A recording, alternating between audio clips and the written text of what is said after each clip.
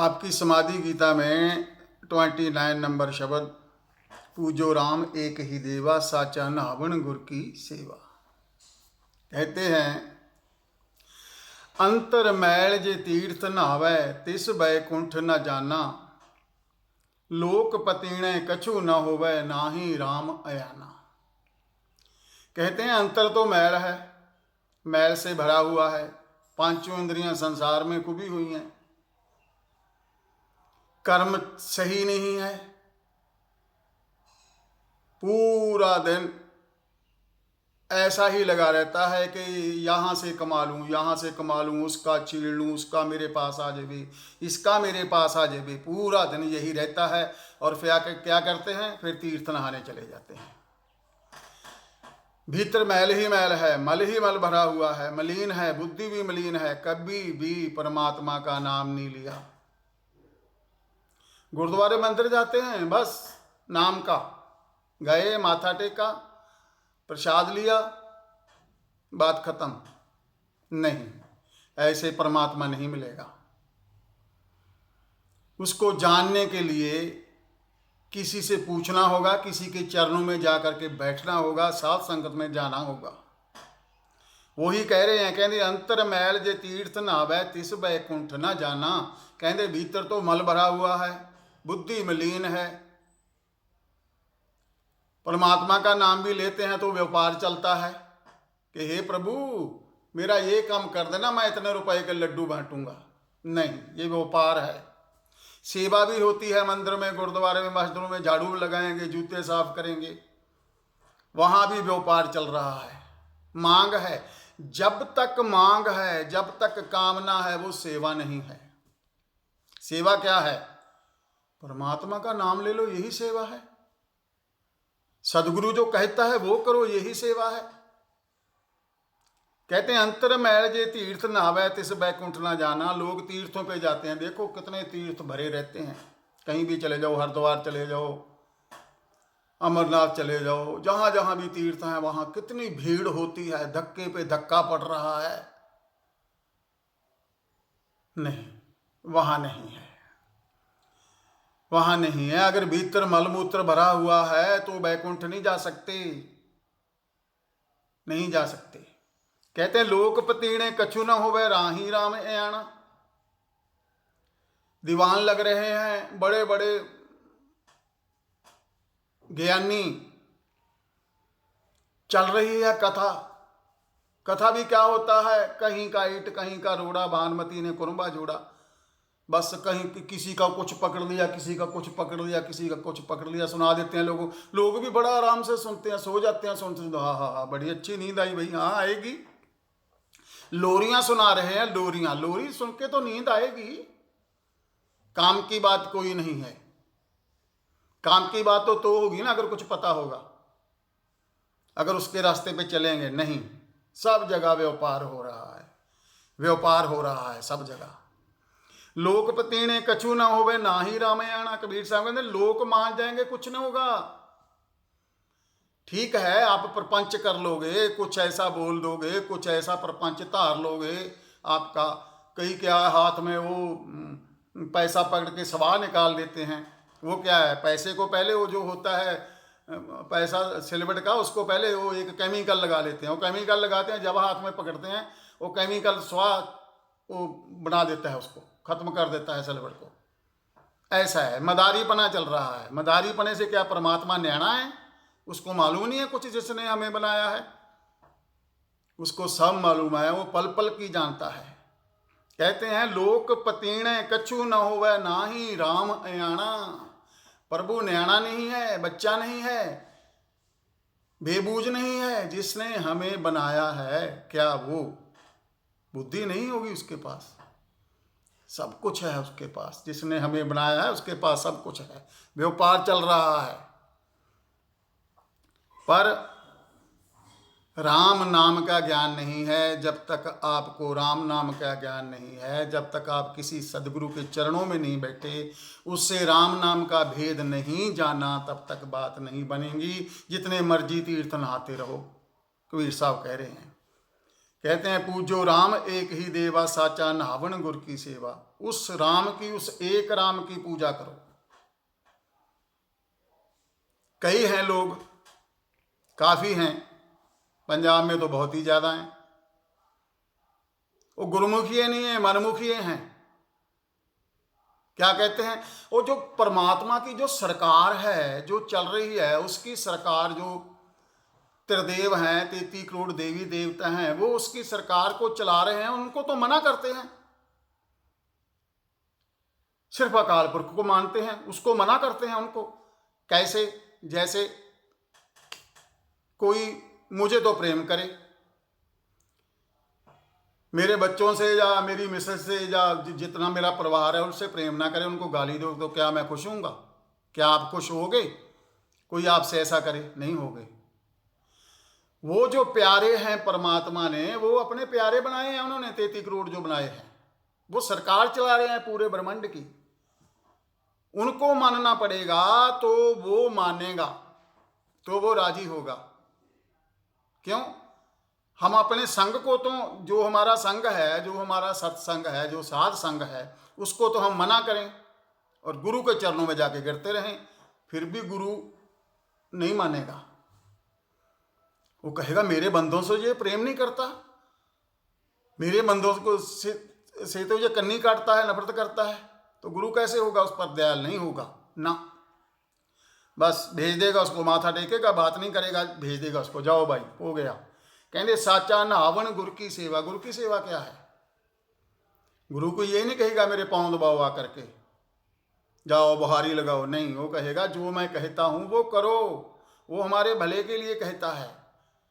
वो कहता है सिमरन करो, वो कहता है समाधि करो, श्वास श्वास सिमरे गोविंद। कितनी विधि दी है सदगुरु ने हमें। चक्रमण सिमरन की दी है, साक्षी सिमरन की दी है, बैठ के सिमरन करने की दी है, चलते फिरते सिमरन करने की दी है, दुकान करो तो सिमरन करने की विधि दी है। तो भीतर एक चलता रहे। आगे क्या कहते हैं, जल के मजन जेगत होवै, नित नित मेंढक नहावै, जैसे मेंढक तैसे हुए नर फिर योनि आवे। अगर नहाने से, स्नान करने से परमात्मा मिलता, तो फिर मेंढक तो भाई पानी में रहता है, उसको तो बड़ी जल्दी मिल गया होता, कब का मिल गया होता। सभी मेंढक मोक्ष को प्राप्त हो गए होते, सभी मछली प्राप्त हो गई होती मोक्ष को, क्यों? तो पानी में ही रहती हैं। पानी में नहाने से कुछ नहीं होगा, भीतर का आत्म स्नान करना पड़ेगा। आत्म स्नान तो होगा अगर किसी गुरु के चरणों में बैठे हो, उनसे राम नाम का भेद जाना है, निराकार का भेद जाना है, निरंकार का भेद जाना है, आत्म तत्व का भेद जाना है, परमात्मा के प्रकाश रूप का भेद जाना है। तो बात बनेगी, जब तक किसी गुरु के चरणों में नहीं बैठेंगे। स्नान करने से गति नहीं होएगी, उससे गति नहीं मिलेगी, उससे मोक्ष नहीं मिलेगा, नहाने से कुछ नहीं होगा। कहते जैसे मेंढक तैसे हुए नर फिर योनि आवे। अभी मेंढक देख लो, मेंढक क्या करता है? वो मरता नहीं है। मेंढक जमीन में नीचे छुप करके बैठ जाता है, पूरा शरीर उसका सूख जाता है, बस पड़ा है। जब पहली बरसात हुई, उसको पानी की श्वास गई, तो उसकी श्वास शुरू हो जाती है, वो निकल आता है। कैसे? देखो, पहली बरसात में ही कितने मेंढक निकल आते हैं, ट्रां ट्रां ट्रां करते हैं सुबह, जब पूरा पानी भरा होता है। कहाँ से आ जाते हैं भाई? ऊपर से तो नहीं टपकते, वो जमीन से निकल जाते हैं। कहते जैसे मेंढक तैसे ओए नर फिर योनि आवे। जैसे मेंढक फिर पैदा हो जाता है, बंदा मरता है फिर पैदा होता है, मरता है फिर पैदा होता है, मरता है फिर जन्म लेता है, ऐसे ही चक्कर चलता रहता है जन्मों जन्मों से। वहां वादे करके आते हैं, स्पिरिचुअल गाइड बैठता है वहां शिवलोक में, भाई तेरे पास ये है, तू जा अभी अपने जो पिछले कर्मों का हिसाब था उसको काट के आ, तो आगे तेरी खलासी होगी। जैसे मेंढक तैसे हुए नर फिर योनि आवे। कई लोग जल समाधि करने लग जाते हैं, जल में खड़े हो जाएंगे, जहाँ ऊपर पानी, उनके ऊपर पानी गिरता रहेगा, वो कुछ ऐसी गर्म गर्म चीज़ें खा लेते हैं, ऊपर पानी गिरता रहता है, उनको कोई फर्क नहीं पड़ता। होम्योपैथी की एक्ोनेट 30 लेकर के आप 10-15 बूंदा पानी में नहा लो, कोई आपको सर्दी नहीं लगेगी। मेंढक नहाता रहता है, कुछ नहीं, उसको क्या परमात्मा की प्राप्ति होगी? नहीं हुई। जैसे मेंढक तैसे हुए नर, फिर जोनी आवे, फिर दोबारा फिर जन्म होता रहता है। कोई जड़ समाधि ले लेता है, जमीन में पड़ जाते हैं, श्वास के लिए एक नाली लगा लेते हैं, श्वास चलती रहती है, क्या है, जड़ समाधि में हूं। अरे भाई, जड़ समाधि में क्या मिलेगा? ऊपर मिट्टी डालने से क्या मिलेगा? या नीचे जमीन के नीचे उतर के ध्यान करने से क्या मिलेगा? नहीं, कुछ नहीं मिलेगा। ये सब अडंबर हैं। अडंबर रचने से कुछ नहीं होगा। कबीर साहब कहते हैं, लोकपति ने कछु ना हो ना ही रामे आना। आडंबर करने से कुछ नहीं होगा। राम क्या न्याणा है? उसको सब दिखाई देता है। जिसने हमें बनाया, हम उसे पैदा करने की कोशिश कर रहे हैं, यही कोशिश चल रही है। राम राम राम राम राम राम राम राम राम राम राम राम जपने से कुछ नहीं होगा। जपना तो एक मुढ़ली अवस्था है। कैसे है मुढ़ली अवस्था जपना? कैसे? जैसे पुराने कुएं आपने देखे होंगे, और कुएं के ऊपर एक लकड़ी रखी होती थी, मैंने तो देखे हैं। वो लकड़ी रखी होती थी, जब भी उसमें पानी निकालने के लिए डोल डालते थे, वो खींचते थे रस्सी को, तो वो लकड़ पर घासें पड़ जाती थी, घास पड़ जाती थी, और रस्सी को फेंको, किसी ना किसी घास में जाके अटक जाती थी, और उसको खींच लेते थे। ये तो मुढ़ली अवस्था है राम राम जपने की, कि हमारे भीतर एक घास पैदा हो जाए, वो किसी दिन वो सुन जाए परमात्मा की, जो जिसको अनहद नाद कहते हैं, एक ओंकार सतनाम, ओम, आमीन, ओमनीपेटेंट, सब अपनी अपनी देशों की, सभी की जातियों की अपने अपने नाम रखे हुए हैं। कितने नाम हैं इसके ओंकार के? कहते जैसे मेंढक तैसे हुए नर, फिर जोनी आवे, फिर दोबारा फिर जन्म होता रहता है। आगे क्या कहते हैं? मनो कठोर मरै बनारस, नरक न बांचिया जाई, हरि का संत मरै हड़म्बे, त सगली सैन तराई। मनो कठोर मरै बनारस, मैंने गया था बनारस, मैंने बनारस देखा, वो घाट जहां लाशें 24 घंटे जलती रहती हैं। अंत के टाइम कह देते हैं, जब बुलावा आ जाता है कि भाई चलो, मालूम ही पड़ जाता है बंदे को, कहाँ अभी मेरा थोड़ा टाइम है, बाकी है, तो चले जाते हैं बनारस। वहाँ लोग रहते हैं होटलों में, लॉजों में, सब कुछ बना हुआ है, जैसे बच्चों के लिए पीजी बना होता है ना, खाने पीने का सब सामान, वहाँ सब कुछ है, क्रियाकर्म का सामान, सब कुछ वो सब मिलता है वहाँ। हम लोग गंगा के उस पार तट पर ठहरे हुए थे, तट पर आश्रम था किसी संतों का, वहाँ गए थे 6 दिन के लिए, 7 दिन के लिए, तो सामने जल रही हैं लाशें, और वो संत कहते हैं, देखो भाई, अगर रात को गंगा पर गए ना, तो यहाँ प्रेत बहुत घूमते हैं और भूतें भी बहुत घूमती हैं। तो हमने उनसे पूछा कि गुरुदेव ऐसा क्यों? बोले ये जो जहाँ मरते हैं बनारस में आके, क्या ये बैकुंठ को जाते हैं? वो कहते हैं नहीं, बैकुंठ को नहीं जाते, यहीं भूत प्रेत बन के घूमते रहते हैं, बहुत भूत प्रेत है वहाँ बनारस में। हमारे एक बंदे को तो पकड़ ही लिया, उन्होंने बताया, कुछ लेडीज थी, वो मेकअप करके बैठी थी, उन्होंने बोला बेटा मेकअप करके गंगा पर नहीं जाना रात को, ये प्रेत पकड़ लेते हैं। और उन्होंने बताया कि कैसे पकड़ लेते हैं। वो हमारे शरीर में घुसकर ही अपना पूरा काम करते हैं। जो वहां जाकर के वो मरते हैं, पूरी जिंदगी तो किसी का भला नहीं किया, लोगों का छीना है, तो अंत के समय वो भी कह रहे हैं कबीर साहब के, मनो कठोर, मन कठोर रहा पूरी उम्र, पिघला नहीं किसी पर भी, किसी का अच्छा नहीं किया कभी भी, बुरा ही बुरा किया। मनो कठोर मरै बनारस, नरक न बांचिया जाई, वो नरकों को जाता है,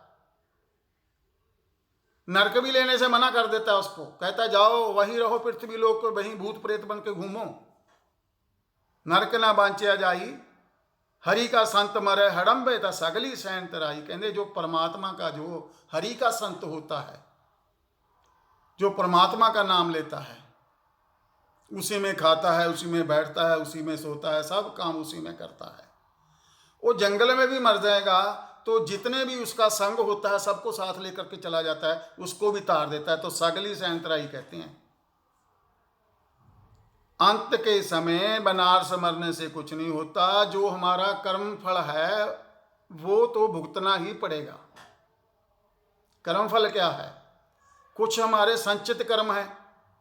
जैसे हम किसी बैंक में खाता खुला लें और उसमें डालते रहें सेविंग अकाउंट में पैसा, जो बचत होती है, ऐसे ही संचित कर्मों की जो हमने जन्मों जन्मों से इकट्ठे किए हैं उसको कहते हैं संचित कर्म, इकट्ठे किए हुए। संचित कर्म जो होते हैं वो हमें भुगतने पड़ते हैं। वहां बोल के भेजा जाता है कि भाई तेरे ये इतने कर्म हैं, इस जन्म में तूने ये भुगतने हैं जो इकट्ठे किए हैं। और यहां आकर के हमने वो कर्म भुगते नहीं, खलासी नहीं की, नए नए कर्म यहां और बना लिए, कर्म बंध नया बन गया। अगर जागे नहीं है, पांचों इंद्रियों के गुलाम हो करके हमने जीवन जिया है, तो जो पीछे के संचित कर्म थे उस बैंक में और जमा हो जाएंगे। फिर अगले जन्म में और नीच कोटि में जन्म मिलेगा। आप सुन रहे हो, साधना कर रहे हो, समाधि कर रहे हो, ध्यान कर रहे हो, आपके जो संचित कर्म थे आप उनका खलासी कर ली तो ही आपकी ओंकार दीक्षा हुई। गुरु नानक देव जी रहरास में कहते हैं, कहते विरले के जो विरले लोग हैं, जो विरले बंदे हैं, उन्हीं को परमात्मा की एक ओंकार सतनाम की, ओम की उपलब्धि होती है। कोई सदगुरु उन्हें सुनाता है तो उनकी यात्रा शुरू होती है। तो करते करते करते करते करते एक दिन ऐसा आता है, समाधि घटित हो जाती है, आत्म दर्शन हो जाते हैं, बात बन जाती है। कुछ होते हैं हमारे प्रारब्ध कर्म। कैसे? जैसे मान लो हम लोग कहीं इकट्ठे बैठे हैं या कहीं बाजार में जा रहे हैं, किसी ने बम फेंक दिया, कुछ उसमें हमें भी चोटें लगी, तो हम कहेंगे भाई ये हमारे कौन से कर्म थे, ये कौन से कर्म में कुछ सजा मिल रही है हमें? हमने तो कभी कुछ बुरा किया नहीं है, तो फिर हमें चोट क्यों लगी? नहीं, वो हमें लगनी थी। कहीं पिछले जन्मों में या इस जन्म में कहीं कुछ ऐसा हो रहा था, हमने अपनी आंखें बंद कर ली, कुछ बोले नहीं, ना उसको रोका, ना टोका, ना ठोका। सदगुरु कहते हैं अगर रोक सकते हो तो रोको, टोक सकते हो तो टोको, ठोक सकते हो तो ठोको। अगर आप फिजिकली तकड़े हो, दो बंदे लड़ रहे हो, उनको जाके छुड़ाओ भाई। अगर किसी पर जुल्म हो रहा है, एक पर कोई जुल्मी है, उसको जाके ठोको। क्यों भाई, काहे को कर रहा है? क्या बिगाड़ा है तेरा इसने? हम क्या करते हैं? हमें क्या लेना है? हम अपनी आंखें बंद कर लेते हैं। ये सबके इकट्ठे कर्म हो गए। कोई कुछ भी कर रहा है, हमें जो देख रहा है, प्रभु ने आंखें क्या दी है देखने के क्या गंदे इंसानों को देखने के लिए दिए हैं? सभी कर्म जो हो रहे हैं उनको देखने के लिए दिए हैं। सम्यक दृष्टि का यही सूत्र है कि परमात्मा को मंगलमय जानते हुए अपने स्वधर्म का पालन करें। कबीर साहब यही कह रहे हैं कि मनो कठोर मरे बनारस नरक ना बचे। पूरी जिंदगी तो ऐसे ऐसे ऐसे ऐसे कर्म किए हैं, तो अंत में समय बनारस में मरने से क्या होगा?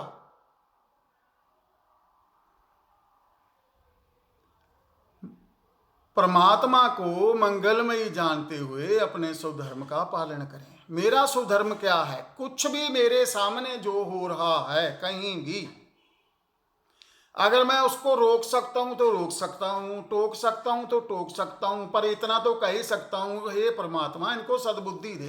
अगर कुछ भी नहीं कर सकता, शरीर के पक्षों भी कमजोर हूं, मेरा दिल भी नहीं है उनको छुड़ाने का, तो इतना तो कह ही सकता हूँ, हे सच्चे पातशाह इनको सद्बुद्धि दे, तू इनको छुड़ा, कोई बंदा भी तेरा वो छुड़ाएगा।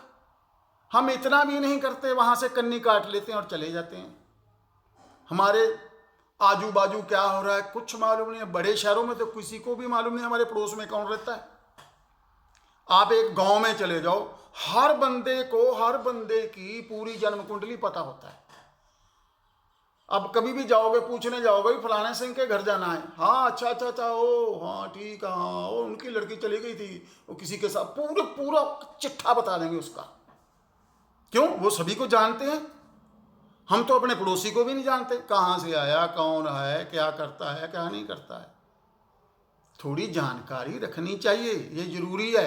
आपके बाजू में आके कोई आतंकवादी रहे तो क्या करोगे? तो पुलिस पकड़ेगी कि भाई तेरे बाजू में रहता था, कौन था, क्या है कैसा नहीं है। अभी दिल्ली में हुआ था एक कांड ऐसे ही, उनके घर में रहे 3 महीना रहे, लेकिन पकड़ लिए पुलिस में। लेकिन हमें वही है ना, हमें अपने जो कर्म है जो उनको बदलना होगा। हम संसार में रहते हैं, जिस संसार में रहते हैं, जिस जगह पर रहते हैं, वहां हमें ध्यान रखना होगा सभी के भले के लिए और अपने भले के लिए। अगर ऐसी आंखें खुली कर, गुरुदेव कहते हैं, कहेंगे चुप्पी तो गलती पूरी नहीं, अपना ना देखना तो गलती पूरी है, चुप्पी भी गलती आदि है। अगर कुछ हो रहा है हम लोग चुप कर गए, हमारी गलती है उसमें। आधे कर्म हमें भी मिलेंगे उसमें से, जो बुरा होगा कुछ भी होगा बाद में होगा भले, उसमें मिलेंगे। कबीर साहब भी यही कह रहे हैं, कहते पूरी जिंदगी तो ऐसे कर्म किया है, कभी किसी का बुरा अच्छा नहीं किया, बुरा ही किया। जहां से देखा कन्नी काट लिए, उससे मुझे क्या लेना है? नहीं भाई लेना है। जिस संसार में हम रहते हैं वहां हमें लेना देना है। अगर हम जिम्मेवारी नहीं लेंगे अपने देश की, अपने स्टेट की, अपने शहर की और अपने मोहल्ले की, अपने घर की, तो कौन लेगा? देश किससे बनता है? एक घर से ही शुरू होता है देश। घर होगा, मोहल्ला हो गया, धीरे धीरे धीरे धीरे बढ़ता चला जाता है। पूरा संसार ऐसे ही है। अगर सभी आंखें बंद कर लेंगे फिर तो जहां आप तो बाहर चल भी नहीं सकोगे, लूट लेगा आपको कोई। ऐसे ही लूट लेते हैं लोग। ये है कर्म फल। हमें अपने कर्मों से, जो हमारे कर्म हैं, कुछ पिछले जन्मों के कर्म हैं, संचित कर्म जो हमने इकट्ठे किए हैं, कुछ इस बार इकट्ठे करेंगे। अगर जाग गए, अगर होश है, तो वो जन्म थोड़े थोड़े करके भोग लिए तो अच्छा रहेगा, तो ही मोक्ष की उपलब्धि होगी, तो नहीं होगी जब तक हम संचित कर्म नहीं भोगेंगे। परमात्मा के आगे बेनती करो कि हे सच्चे पातशाह, मेरे जो कर्म बाकी है इसी जन्म में काट दे, मैं तैयार हूं। वो फांसी की सजा भी सूली में काट दे, थोड़ी सी सूल में काट देगा, कांटा चुभो करके। हम तो उल्टी शिकायत करते हैं, मेरे साथ क्यों हुआ? अरे भाई वो मेरे साथ ही होना था और किसी के साथ नहीं, वो मेरे कर्म है। मेरे साथ ऐसा इसके लिए हो रहा है। ये कर्म फल से कोई भी नहीं बच सकता। अवतारी पुरुष भी नहीं बच सकते कर्मों से। कर्म फल भोगना ही पड़ेगा। जब तक कर्म फल पूरा नहीं भोगा जाएगा तब तक खलासी नहीं होगी। भगवान कृष्ण के भी जाते समय उनके पैर में तीर लगा था तो उनकी मृत्यु हुई थी। देखो कोई कर्म फल था उनका पीछे का। कर्म फल से कोई भी नहीं बच सकता। कहते हैं मनो कठोर मरे बनारस, नरक न बांचा जाई, हरि का संत मरे हड़म्बे रस अगली सैन तराई। कबीर साहब ने जब शरीर छोड़ा, उन्होंने कहा मैं शहर में शरीर नहीं छोड़ूंगा, मैं तो जंगल में छोड़ूंगा। जहां बिया बाण रोही वहां ले गए उनको। एक झोपड़ा था। उन्होंने कहा यहां लिटा दो, वहां लेट गए और सबको बाहर निकाल दिया कि चले जाओ। एक चार दीवारी थी, उसके आजू बाजू बीच में एक झोपड़ी थी। पहले तो बाड़ लगा देते थे, पहले इतने पक्के कहाँ होते थे, बाड़ लगी हुई थी। और वहाँ का राजा भी आया हुआ था कि आज कबीर साहब ने शरीर छोड़ना है, यहाँ ले आए। वहाँ अच्छे भले आश्रम में शरीर छोड़ते, कितनी सुविधा थी वहाँ। नहीं, कबीर साहब ने मैसेज देना था कि आप बनारस में मरते हो आकर के, पूरे इंडिया में आते हो, तो मैं देखो अभी जंगल में मरूंगा। वो एक मैसेज दे करके गए थे कि ये लोग बनारस में चल रहा है संस्कार, कोई चंदन की लकड़ी से जलाया जा रहा है, कोई घी से जलाया जा रहा है। अरे भाई, शरीर चला गया, इसमें कुछ नहीं है, मिट्टी है, इसको चाहे चंदन की लकड़ी से जलाओ, चाहे बिजली से जलाओ, चाहे तेल डाल के जलाओ, कोई फर्क नहीं पड़ता। मट्टी मट्टी में रड़ानी है बस, और क्या करना है। फिर क्रियाकर्म कैसा करते हैं, एक डंडा ले लेंगे, फोड़ो इसकी खोपड़ी। अरे भाई, खोपड़ी फोड़ने से क्या होगा, निकलने वाला निकल गया। कहते हैं करो कपाल क्रिया। कपाल क्रिया का पता ही नहीं है कि कपाल क्रिया क्या है। वो तो जीते जी होती है कपाल क्रिया। हमारे संत थे, योगी थे, मेरे फादर रहते थे उनके साथ। जब शरीर छोड़ना था, मेरे फादर को उन्होंने बताया, बोले देख भाई गुरचरण सिंह, एक बात याद रखना। मेरे फादर का नाम गुरचरण सिंह था, नाम लेना पड़ा। कहते हैं मैं 3 जगह से जाऊंगा जहां तो मुझे हिचकी आएगी, जहां मेरी आंखें खुली रहेंगी। नंबर 3, 90% मैं यहां से निकलूंगा कपाल फोड़ करके, बता रहे हैं। और उसी रात छोड़ दिया, यहां से निकल गए। ये थी कपाल क्रिया। योगी थे वो। लोग मरने के बाद, मैंने देखा है हमारे यहाँ भी, हिंदू धर्म में भी होता है, सिख धर्म में भी होता है, मारो इसके सर में डंडा। मैं कई को रोकता हूँ, भी काहे को डंडा मारते हो, तो निकल गया। जिंदगी भर तो उसने कुछ किया नहीं है। अभी कपाल फोड़ने से थोड़ी उसको मोक्ष मिल जाएगा, नहीं मिलेगा ना। जीते जी जो किया है, कहते जीवत मरिय भवजल तरिय। अगर जीते जी मर गए, कैसे मरना होगा, अपनी इंद्रियों को भीतर की तरफ लाना होगा। जो इंद्रियां बाहर बह रही हैं, काम क्रोध लोभ मोह अहंकार में जो इंद्रियां बह रही हैं, सन्यासी की भी बहती हैं, उसको मालूम नहीं पड़ता, सूक्ष्म जगत में बहती हैं। कैसे, कामना सन्यासी में भी उठती है, मुझे मोक्ष मिल जाए, नहीं मिलेगा। मोक्ष भी एक कामना है। कहते हैं अंत को गुरु को भी छोड़ना पड़ेगा। अगर गुरु को ही पकड़ के रखा तो बात नहीं बनेगी। गुरबाणी कहती है, मन्ने तरय तारय गुरु शिष्य। सदगुरु भी कह देता है भीतर ही भीतर के, तू मुझे कब छोड़ेगा भाई, छोड़ दे अब, मेरी पकड़ क्यों कर रहा है। उस अकाल पुरख, उसी का ध्यान कर, तू मुझे ही क्यों ध्यान रहा है। मैं तो तुझे सूत्र बताने वाला हूं, तुझे रास्ता बताने वाला हूं, तू मुझे को पकड़ रहा है। सभी पकड़ें छोड़नी होंगी तो मोक्ष को उपलब्ध होएंगे। जीते जी जीवित मरिय भवजल तरिय। जैसे राजा जनक पूछ रहे थे अष्टावक्र जी से कि हे गुरुदेव, उनको सिंहासन पर बैठा दिया, नीचे बैठ गए आपके, हे गुरुदेव बताओ कैसे मेरी खलासी होगी। कहते राजन, कामना जैसी व्याधि नहीं, निष्कामना जैसी समाधि नहीं। तू निष्काम हो जा, तू अपना रोल निभा बस। हमें भी सदगुरु यही समझाते हैं कि अपना रोल निभाओ, परमात्मा को मंगलमयी जानते हुए अपने स्वधर्म का पालन करें, बस सीधी सी बात है। जो मुझे दिख रहा है, जो भी मेरे आजू बाजू हो रहा है, उसमें मेरा रोल क्या है। बाप के टाइम पिता के समय पिता का रोल निभाओ, पति के टाइम पति का रोल निभाओ, पत्नी के टाइम पत्नी का रोल निभाओ, माँ हो तो माँ का रोल निभाओ। जो रोल आपका है उस टाइम, उस रोल को जागते हुए निभाओ, उसी को साक्षी कहते हैं।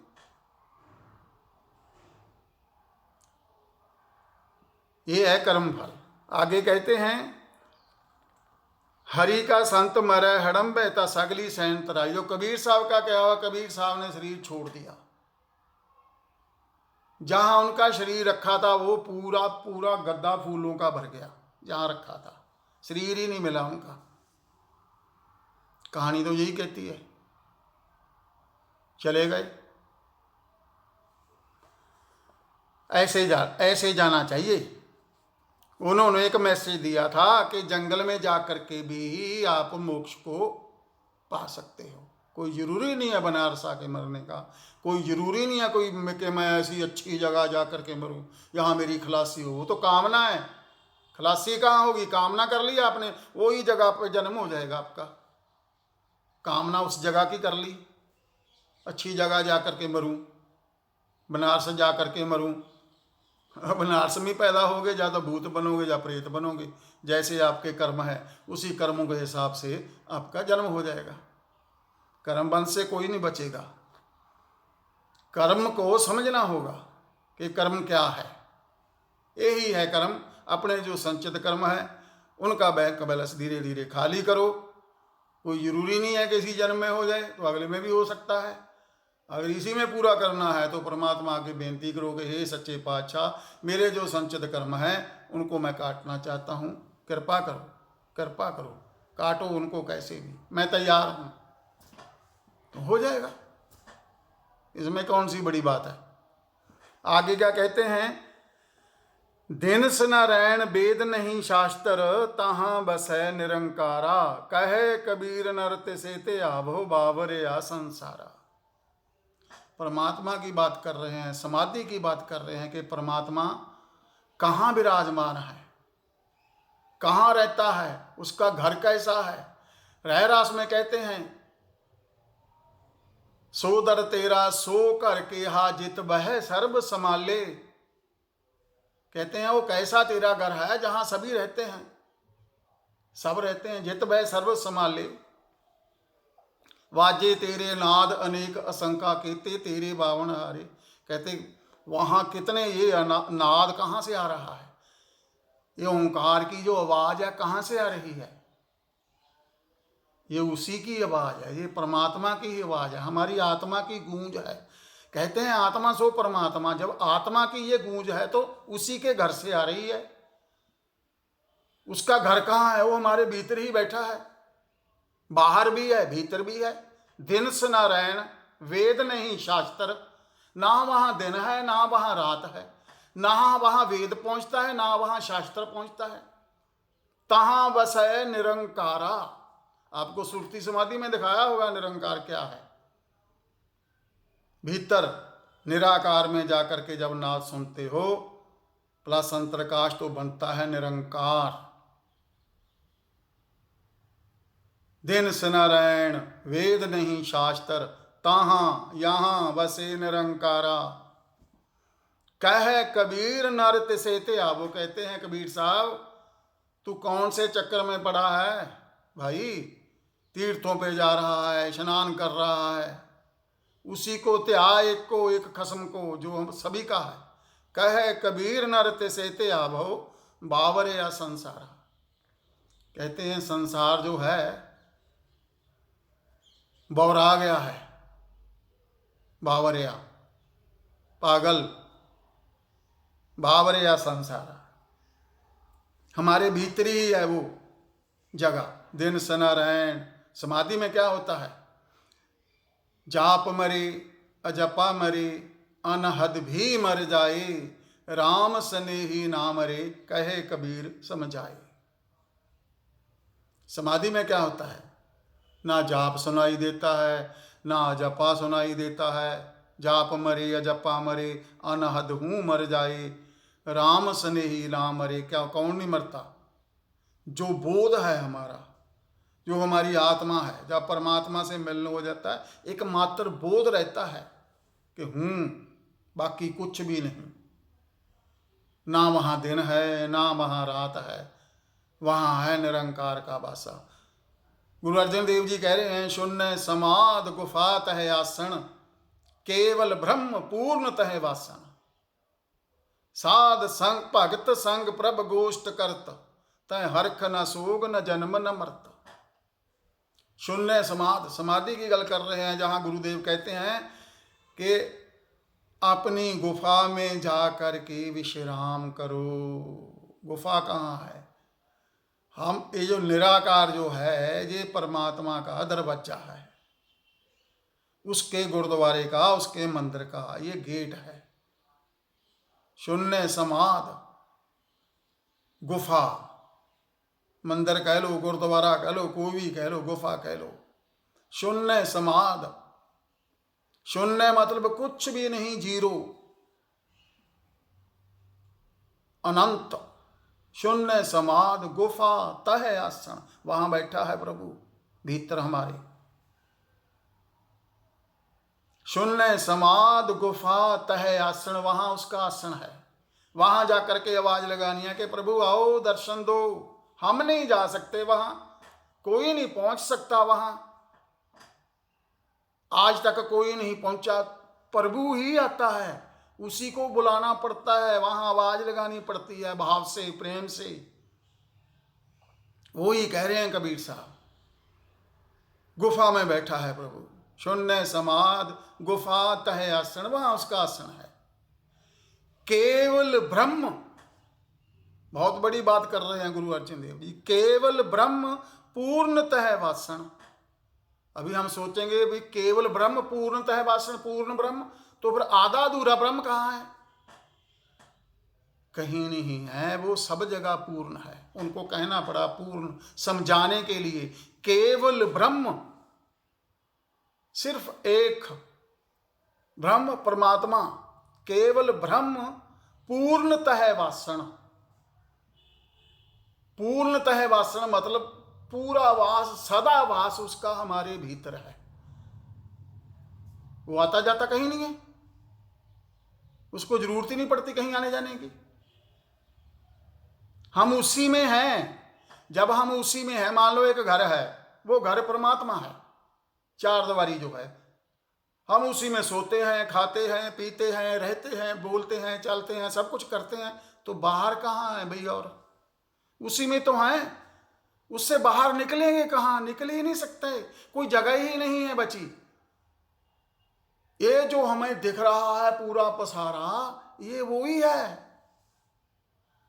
ये बातें भी करता है, करनी आनी चाहिए, ये जवाब भी देता है, जवाब मांगना आना चाहिए। हम सुनते ही नहीं है कि वो कहाँ बोल रहा है, क्या कह रहा है। वो बोलता है नाभि पर आकर के, हाँ या ना, कोई भी काम करते हो हाँ या ना में जवाब देगा।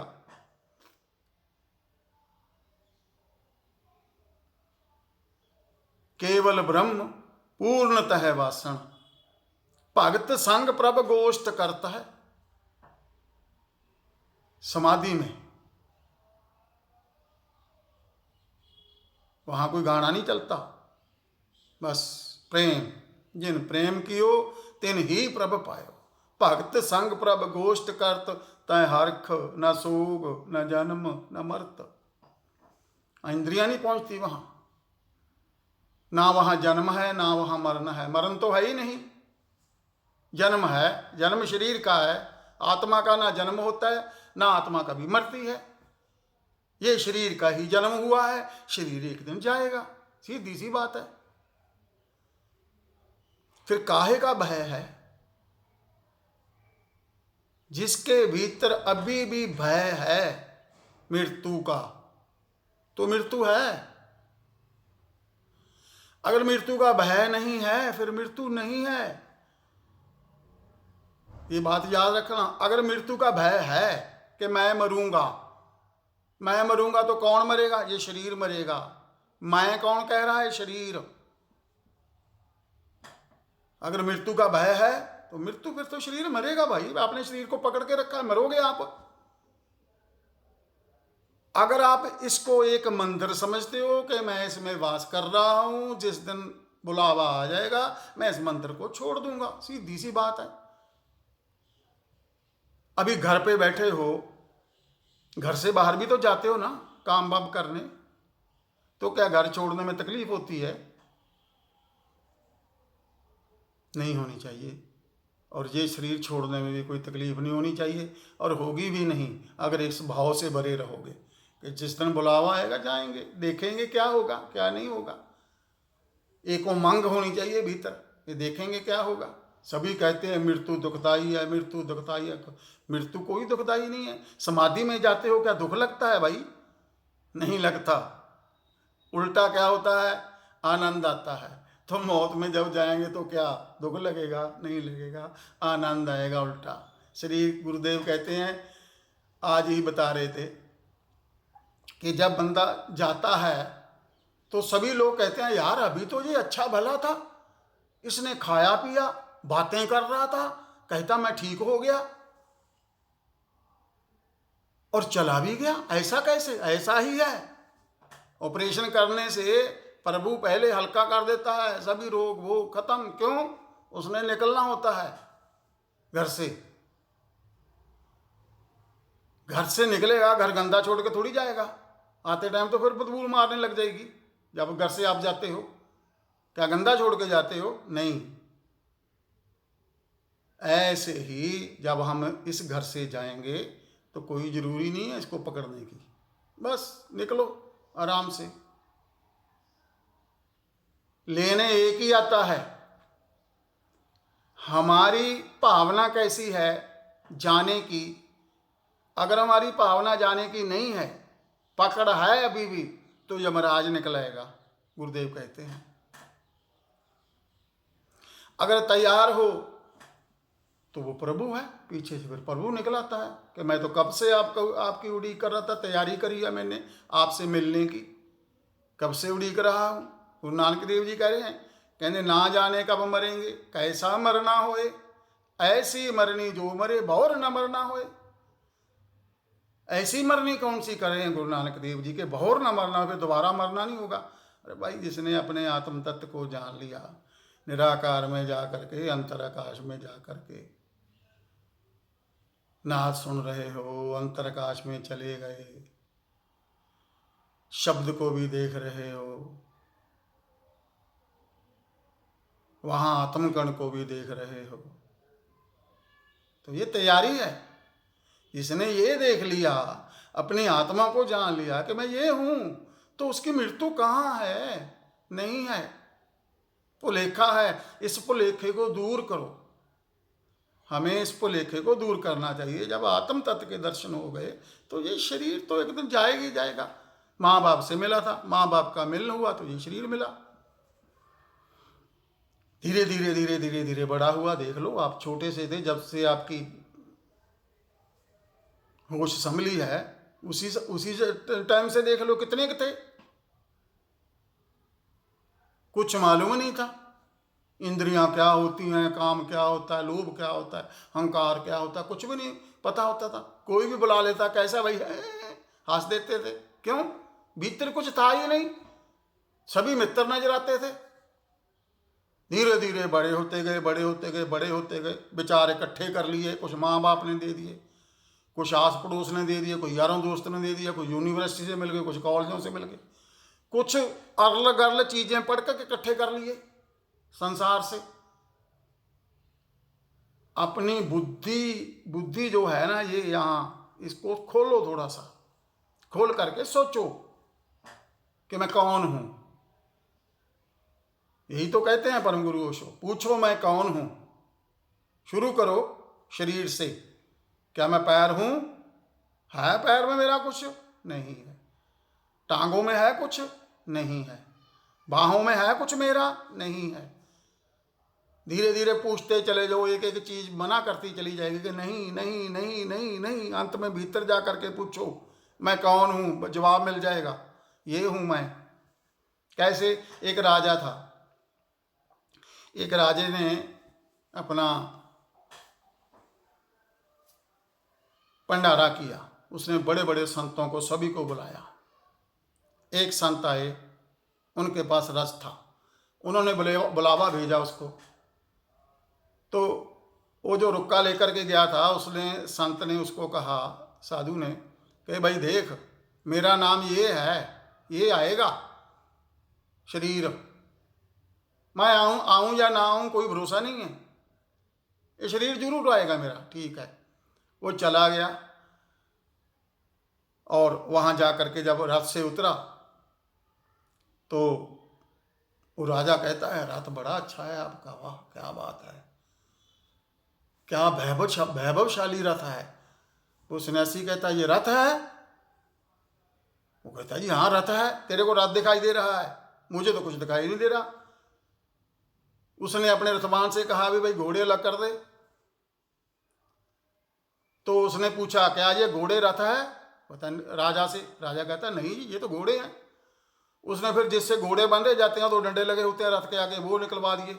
अब बोलो क्या ये डंडे रथ हैं? बोले नहीं ये डंडे तो रथ नहीं है। उसने दोनों चाक निकलवा दिए, चाक निकाल के बाजू कर दिए, बताओ ये चाक रथ हैं? बोले नहीं जी ये चाक रथ नहीं है। धीरे धीरे करके एक एक अंजर पंजर निकाल के उसको अलग अलग कर दिया, तो वहां बच गई खाली जगह। पूछा राजा से रथ कहाँ है? राजा कहता जी अभी तो रथ नहीं है। तो वो सन्यासी कहता है भाई ये जो मेरा शरीर है ये रथ है, ये एक दिन मिला था, छोटा छोटा छोटा छोटा होकर के बड़ा होता चला गया, बड़ा होता चला गया, पेट से निकला तो और बड़ा होता चला गया, और बड़ा होता चला गया, और बड़ा होता चला गया, तो एक दिन ऐसे ही ये खत्म हो जाएगा। तो ये मेरा रथ कहां से हो गया?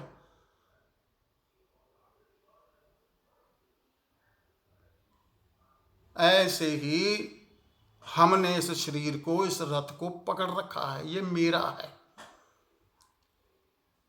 ये किसी का नहीं है। ये तो एक रहने के लिए है, बोलने के लिए, खाने के लिए, पीने के लिए, और उसका नाम जपने के लिए। खाना पीना तो इसको चलाने के लिए है। अगर ये चलेगा, कहने भूखे भगत ना होए गोपाला, भूखे पेट भी परमात्मा का वो नहीं हो सकता। क्यों? ध्यान तो खाने में पड़ा है। इसके लिए जहाँ भी जाते हैं भंडारे पे, जो जो पूर्ण संत होते हैं वो कहते हैं अभी पहले लंगर छक के आ भाई, फिर इधर आना हमारे पास, नहीं तो तेरा ध्यान खाने में पड़ा रहेगा। इसके लिए ये जो शरीर है ये हमारा नहीं है, ये माँ बाप से मिला है। अगर इसको आप मानते हो कि ये मेरा है, फिर बात नहीं बनेगी, फिर तो आप शरीर की पकड़ है, शरीर की पकड़ है। जब छोड़ोगे शरीर को तो अगले जन्म में फिर शरीर तैयार है। क्यों? हमने कामना रख ली ये शरीर मेरा है। नहीं, मैं तो सिर्फ एक आत्मा हूँ, मैं उसका अंश हूँ, उसी के पास जाऊँगा। यही रखना एक मात्र सवाल, यही है, यही कह रहे हैं। दिन नारायण वेद नहीं शास्त्र, तहाँ बसै निरंकारा, कहे कबीर नरते से ते आ, वो बावरे असंसारा। केवल ब्रह्म वही एक, उस एक को त्याओ, उस एक में ही रमो, उस एक में ही गमो, बस वो ही एक है। अब चलते हैं ध्यान में।